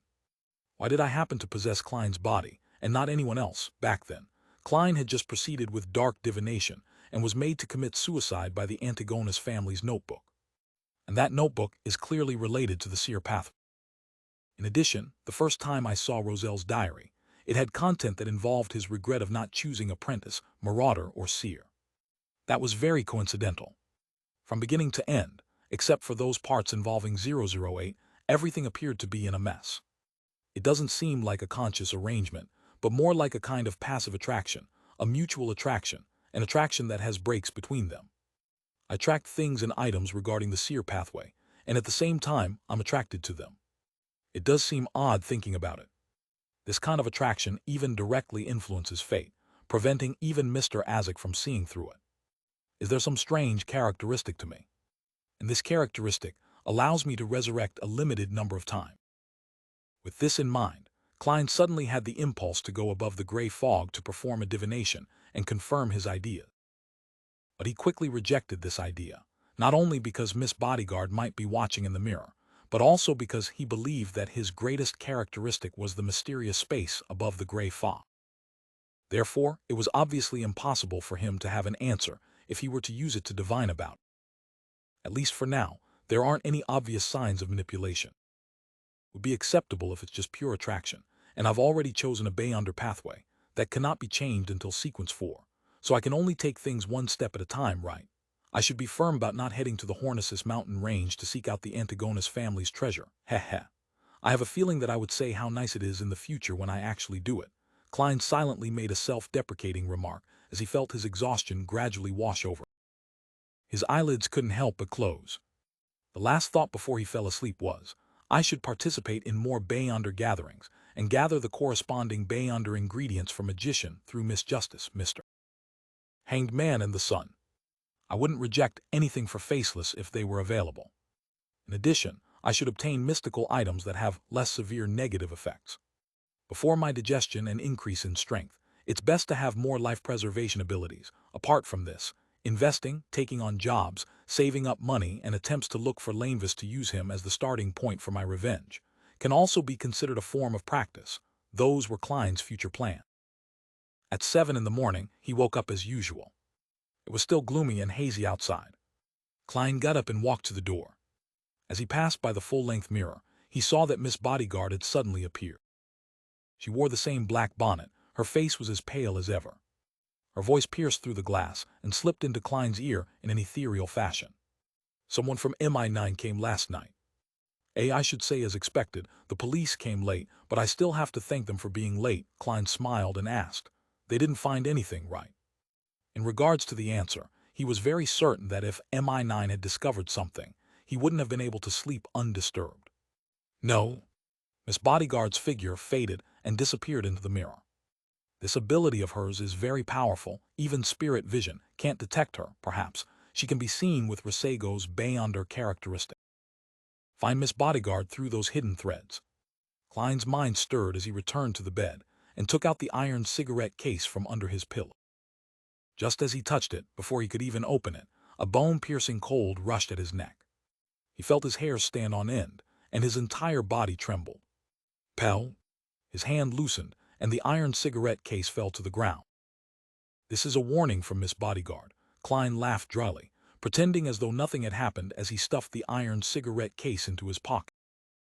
After washing up and putting on his clothes, he arrived at the first floor and took out the newspapers that he had subscribed to from his letterbox. Flipping open the Tussock Times, Klein saw the headline, Inti's ambassador to Backland murdered. Terrorist organization, the Aurora Order, claims responsibility. The result is out so quickly. Besides, the Aurora Order had only accepted a job, so why would they claim responsibility?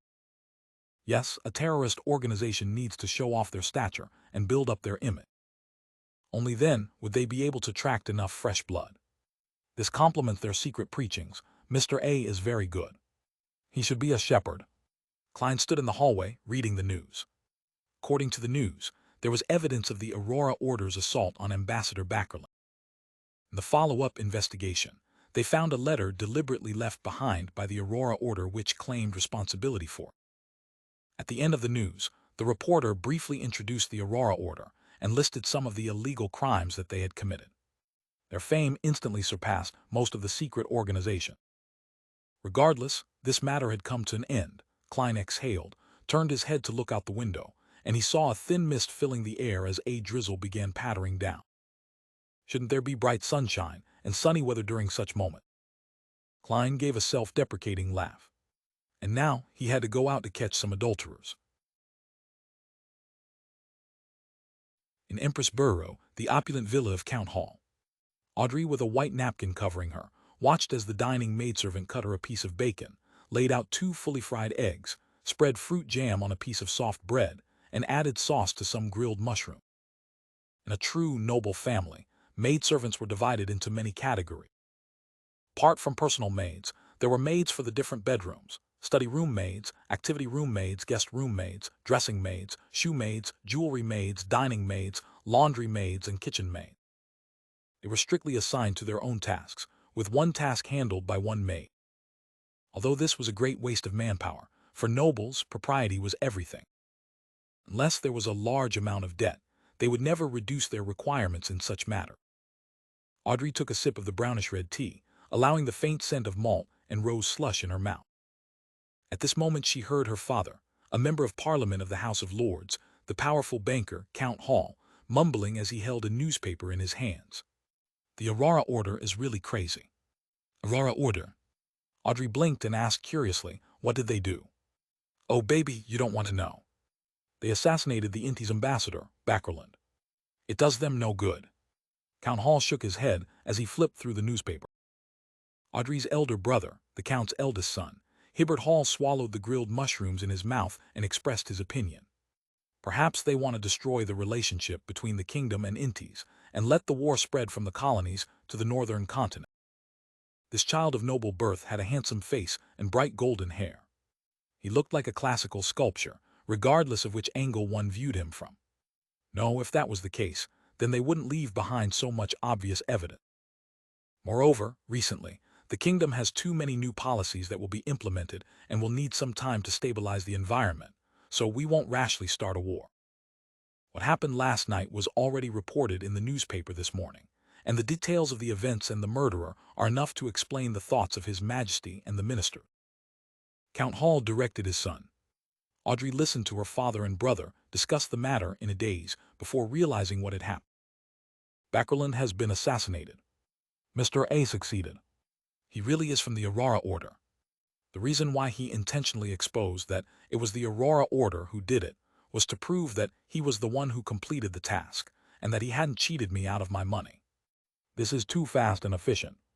I only paid the first sum yesterday afternoon, and I'm hearing the result this morning. A good result. Audrey was astonished and delighted. It was an uncontrollable joy, but also an instinctive fear. It was definitely something to be happy about, since the mission entrusted by Mr. Fool's adorer had been accomplished so easily. However, the power and actions displayed by Mr. A and the Aurora Order who was backing him left Audrey subconsciously scared. Thankfully, I talked with Glaint yesterday and reached a loan agreement. As a Viscount, he should have successfully raised the money without drawing attention to himself. I'll give Mr. A the remaining funds in the coming 2 days through Zio and 4. I can't afford to show my face. I won't be attending Mr. A's gathering for the next month or 2. It's good that I already have other circles. Audrey took a reserved bite of the soft bread which was slathered with jam. As breakfast drew to a close, small cakes of cream, cherries, and strawberries were served to her plate, and she suddenly felt a little smug as she calmed down. Mr. Hanged Man wanted to take part in the mission, but he might have only just now completed his initial assignment, but it's already over. Serves him right to be at sea. Tilda Audrey was in a good mood, and she was smiling as she savored the dessert. At Hillston Borough, Zio and Fours looked at the newspaper in front of them and made no further movements for a long time. This was done by Mr. A, wasn't it? Zio looked at her friend with a shocked and puzzled look. Fours turned the stone bracelet on her wrist and shook her head in a daze. Perhaps. I know about the Aurora Order, but I don't know if Mr. A is a member of the Aurora Order. He should be. After all, we only gave him £2,000 yesterday. I doubt anyone else would also want to assassinate Ambassador Backerland, Zio said with uncertainty. Fours was silent for a few seconds before she suddenly sighed and said, whether it was Mr. A or not, we still have to give him the remaining £8,000. At the moment, no one can prove that he didn't do it. If we want to stay in this circle, we can't renege on the debt. Anyway, we're not the ones paying, and we'll still get £500 for the work. With that, Zio became happy. The thing is, I always have a feeling that finding Mr. A again would be dangerous. Force pondered and said, I'll go by myself to make the last payment. It'll be better for the both of us. But Zio was a little worried. TF, you follow me, it'll affect my escape. Force shook the bracelet on her wrist and said in a disdainful tone. All right then, Zio scratched her short, rough blonde hair as she helplessly replied. While the two of them were fretting about this, a new message from Mr. A came to them from a private communication channel. He told them not to look for him, but to deposit the rest of the money in separate anonymous accounts at different banks. Few, Zio and Fours breathed a sigh of relief in unison. In a basement that was as wide as a temple, Mr. A, wearing a hooded black robe, was kneeling in the darkness, murmuring something reverently. In front of him was a 3-meter statue of a man hanging upside down, with his legs chained up. This hanged man had a giant's unique single vertical eye, and his arms were stretched out horizontally, forming a cross. At this moment, a man with a black robe came in and humbly reported, Mr. A, I've already sent the news. Well done, Mr. A said without turning his head. The man in the black robe asked curiously, why don't you let us investigate who commissioned this mission? Mr. A lowered his head and said with an indifferent tone, there's no need. You must remember that this is a critical moment. We will cause chaos throughout the continent, try our best to attract the attention of others, and use these to welcome the return of our Lord. Halata. Cough. Cough. Cough. Mr. A suddenly laughed before he started having a fit of coughing. It was so serious that he fell to the ground. Cough. Cough. He coughed out blood-colored fragments, which continued squirming after falling to the ground, as if they were alive. The man in the black robe immediately lowered his head, pretending as though he had seen nothing. After quite some time, Mr. A finally calmed down. He crawled forward, his mouth pressed against the ground as he licked all the blood-colored fragments that he had coughed out back into his mouth. 126 New Year Street, Hillston Borough. The relaxed Klein didn't tail Doragu Gale this time. Instead, he chose his mistress, Erica Taylor. After all, adultery needed two to clap. The pretty blonde, with the intricate makeup, arrived early at the Quelog Club via a rental carriage. Klein, who carried a suitcase containing a portable camera and all sorts of disguises, followed her in. Are there any more rooms to rest in? Wearing the club's frost badge on his chest, he asked the elegant maid responsible for receiving guests today. The maid, wearing a black and white dress, politely smiled. Yes, please follow the attendant upstairs. Klein nodded slightly. He followed the red-vested attendant up the stairs and arrived at the second floor, just in time to see Erica Taylor enter a lounge that faced the streets. Do you want to see the passersby on the street or the tennis court out back? The red-vested attendant asked politely. Let's do the street, Klein answered casually in a deliberate manner. Under the arrangements of the red-vested attendant, he and Erica Taylor's room was separated by 2 rooms, and he could also see the street outside the club. How do I take a picture later? Should I find a chance to sneak in and hide in the room, or climb out of the window and travel across the pipes? Neither of these methods can conceal that exaggerated flash, but the latter can be disguised as a vogue shot from the outside. That wouldn't bring suspicion to me, and I wouldn't be kicked out, however. This will be easily noticed by Dorogu and Erica. Use a charm to put them to sleep. No, it wouldn't be convincing enough. It has to be a picture of them doing the deed. There's only one chance, and I have to take it well enough. This isn't my field of expertise, as I'm not some artistic master. If it was old Neil, he would definitely attempt to conjure a new ritualistic magic to hide the camera flash. Of course, the goddess might not respond to his request. As Klein considered his next move, he saw the image of Miss Bodyguard appear in a silver mirror in the room. She was still wearing her black Gothic regal dress and her matching soft hat. Her hair was pale blonde in color, with delicate features across her pale face. Do you have any way of hiding the flash of the camera? Klein asked casually. Before he could finish his sentence, he saw ripples on the surface of the silver mirror as a slightly transparent palm suddenly extended. Miss Bodyguard came out of the silver mirror like a ghost, walked in front of Klein and said with a nod, yes. She lowered her body and leaned over, slowly fusing into the camera's lens. Klein's mouth slightly opened as he watched this horrifying scene, taking quite a while to recover from his shock. He picked up his portable camera and tried a test shot in his lounge. The effect was beyond his expectation. The flash was limited to the vicinity of the camera, and the resulting image was also quite good. Perhaps it should now be called a spectral camera, Klein lampooned. He took the camera, went to the window, and patiently waited. Not long after, he saw Dorogu Gale arrive via carriage. In the other room, Erica Taylor saw her lover and hastily left the lounge to meet him on the first floor. Klein seized the opportunity to use a tarot card to open her room, carefully hiding in the cupboard where the extra sheets and quilts were kept. The darkness around him reminded him of the previous night, of that creepy and terrifying Numble-Right master, Risego. Last night was filled with danger, yet today, here I am catching adulterers in the act. Life sure is marvelous. While Klein was making fun of himself, he heard the door open.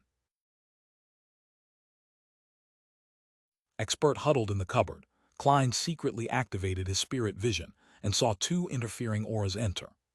Erica, I brought you a present, a deep voice sounded as the door closed. As expected, he's a gentleman of the Lone Kingdom. Even in an affair, he seems a little old-fashioned. If it was a man from Intis, he would definitely be shouting sweetheart, baby, angel, and the like. Klein couldn't help but lampoon. Of course, this was based on the stereotypes from newspapers, magazines, and novels. Erica Taylor asked in surprise, let me guess, is it Fasman eye cream, face cream, or essence? Or Leschanese? What the heck are all those? Klein was stunned by what he heard. It was clear that Dorogu Gale wasn't able to react in time either. It took him about 8 seconds before he said, no stocking. In this world, since oil hasn't been discovered, there were no corresponding cheap chemical products. Therefore, silk stockings were considered high-class items. Not bad, let me take a look. Erica's joy didn't diminish. T bought them yesterday at Phillips. 1 pair for 30 solely, a total of 5 pairs, Dorogu said in a flaunting tone. How expensive? That's expensive. Erica and Klein both said the same thing, one exclaiming, the other secretly sighed. Benson has worked for so many years, earning only £1.10 solely a week, which is 30 solely. That's just equivalent to a pair of stockings, and with that salary, he was able to provide his brother and sister with an education, feed them fairly well, and even provided them with a place to sleep. An average worker with a bit of skill would only be paid around 20 solely a week. Klein clicked his tongue. No, it's not expensive. Silk stockings are worth that much. I even gave an extra tip of 5 solely. As he spoke, the color of his aura turned more vivid, and Klein guessed that he had taken off his coat. Then I'll give it a try, Erica Taylor softly said in a suggestive manner. I feel like I'm watching a porno again, and it's even a live broadcast besides. Miss Bodyguard is also here. The corner of Klein's mouth twitched as he watched red colors flowing across red colors, signifying the passion between the two was igniting like fire. The purple color is almost red and isn't stopping. Red wrapped around green, orange. While listening to the wheezing and the low laughter, Klein judged the movements and positions of the couple outside by the change in the color of their auras. Feeling that this was enough, Klein silently pushed open the cupboard door and looked in the direction of the bed. Daragu and Erica were already entangled, their clothes half undone, their movements intense.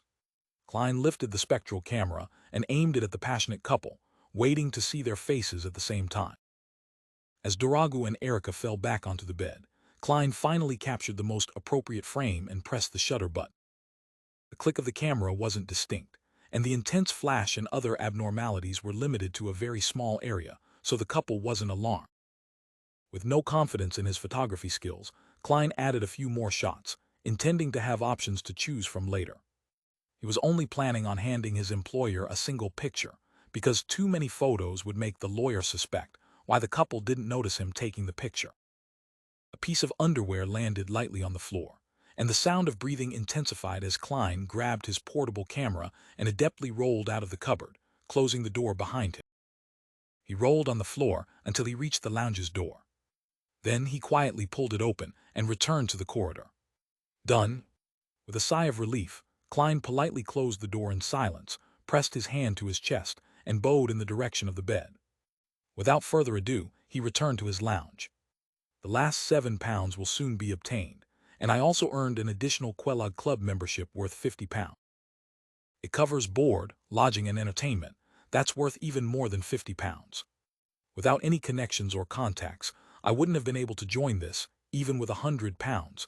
This mission isn't bad at all. It's simple, safe, and profitable. Klein put down his portable camera and sighed with emotion in his heart. At that moment, a hand suddenly stretched out from the camera lens. Miss Bodyguard in her black regal dress slowly came out and floated in midair again, but her face remained pale. Thinking of how he had led her to watch some porno, Klein tried to change the topic, in embarrassment.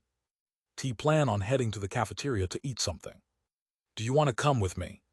Each member could bring one guest. As for how to explain the sudden appearance of the guest, Klein's plan was to go out for a while and then come back. Miss Bodyguard replied in a neutral tone, "I can go without eating for 2 weeks." As she spoke, she turned her back to Klein and floated toward the mirror, disappearing in an instant. What exactly is her sequence? Klein thought curiously, putting the portable camera back in its case. After doing all of this, he went to the bathroom and relieved himself. After washing his hands and wiping his face, Klein looked into the mirror and examined his appearance.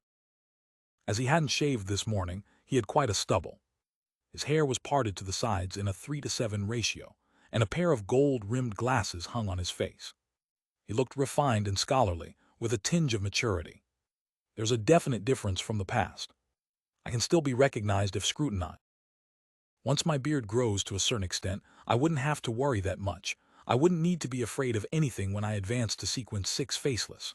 Klein took out his golden pocket watch, opened it, and walked out of the bathroom. He took his suitcase and went to the cafeteria on the first floor. It was just after 9, so breakfast was still served. Klein chose a double-sided half-cooked fried egg, a loaf of white bread, a cake of butter, a daisy pie, a serving of bacon, and a cup of Marquis black tea with a piece of lemon floating on its surface. While looking for a seat, he suddenly saw a familiar face. It was the surgeon who had recommended him to the club, Aaron Siri. The tall, thin gentleman was sitting alone in the corner, having finished his breakfast, and was sipping his coffee as he leafed through the newspaper. "Good morning, Doctor." "Series." Klein walked over and greeted the slightly cold Aaron. The surgeon nudged the frame over his nose and said, "Just call me Aaron, Detective Moriarty. According to the principle of reciprocity, you have to call me Sherlock." Klein sat down. "Any news today?" "I came out in such a hurry that I haven't read the newspapers. The Inti's ambassador was assassinated. A terrorist organization by the name of the Aurora Order declared responsibility for it. Sigh, this world is becoming more and more chaotic. Sooner or later, there will be an all-out war in the southern and northern continent," Aaron expressed his feeling. "The war has never stopped, sir. It's just that we've been able to enjoy peace." Klein finished his fried egg and replied with a smile. "What a pity that such an important case wouldn't seek the help of private detectives like us." Aaron flipped through the newspaper. "This news doesn't have much to do with us." What's really important is that the House of Lords and the House of Commons will pass a motion either today or tomorrow after a long debate. First, it's the Civil Servant Unified Examination Bill, as well as the relevant guidance and actual plan. Second is the establishment of the Atmospheric Pollution Council. And third, the establishment of the Independent Alkaline Industry Inspector. The latter two involve pollution. God, they're finally paying attention to this problem. The patients in the hospital with pulmonary attacks have been rising constantly.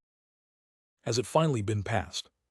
I wonder how Benson's preparations are. Will it be affected by my death? Klein's smile suddenly beamed.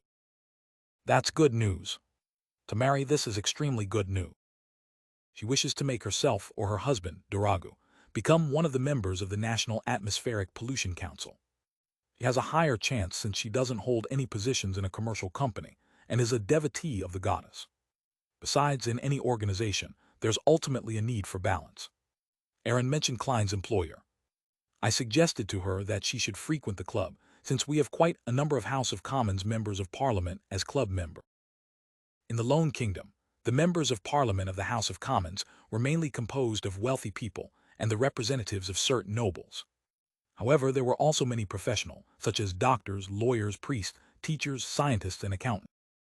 The Quelog Club targeted a variety of professionals in the middle class, without distinguishing between them by their political inclination. Klein didn't know much about such things, so he just said a few words in response before changing the subject. Aaron, it's Friday today.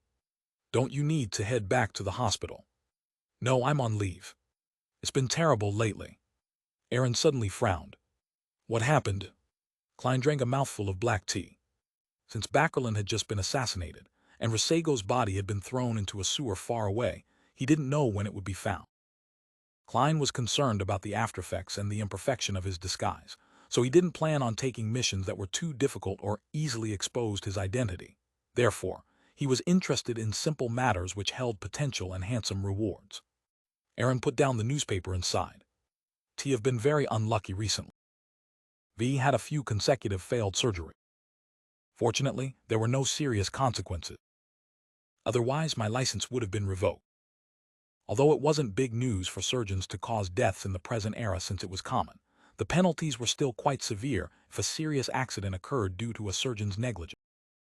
Well, I can't help much. Well, actually, I know of a luck enhancement ritual, but its effect is to send you above a gray fog.